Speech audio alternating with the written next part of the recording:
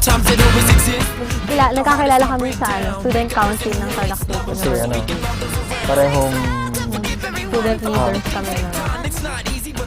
Di ba, parang high school ako noon, tapos college siya, tapos ako, tapos isang partido lang. Yun. It brings together people of every generation. La la la la. Love can heal the pain of a broken world. sa first date namin na lumabas, nung yun, nung 6 months rin namin. Kasi, sa KB, alam mo na. Yun, 6 months rin namin. Kasi hindi ako pinapayagan lumabas ng bahay. Tapos, hindi kami pwedeng, hindi naman, grabe ka naman. Nagpaalam naman tayo. Tapos, pinayagan naman kasi paalis na ako nun for UP. Magka-college na ako. Tapos yun, pinayagan naman ako kahit na dahil nga paalis na ako. Siguro mga 30 minutes lang kaming kumain kasi nga bata pa ako nun, 16 pa lang ako. Tsaka oras talaga. Oras talaga yung pag-alis na. 4 to 4:30, mga ganun.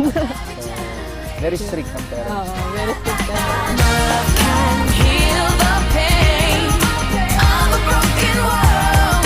It's got to start with us, and all it takes is love. I can see it coming, I can see it going. Never knew a love like this before. I'm so glad you found me. I'm so glad you found me, yeah. I can see it coming, I can see it going. Never knew a love like this before. I'm so glad. Sa physical, pinakagusto ko sa kanya yung ilong. Matangos yung ilong niya. Parang first impression, parang unang kita ko sa kanya, ang tangos ng ilong niya. Tapos parang habang tumatagal, pumapangit yung ilong niya. Ganun. Tapos magaling kasi siyang kumanta. Narinig ko siyang kumanta nung first meeting namin sa student council na para sa election. Tapos yun, narinig ko siyang kumanta. Tapos yun, crush ko na siya. Yun lang. With money and nice cars, took advice from songs in the top 10 charts and never realized that it starts in the heart. Because it's a beautiful thing, y'all.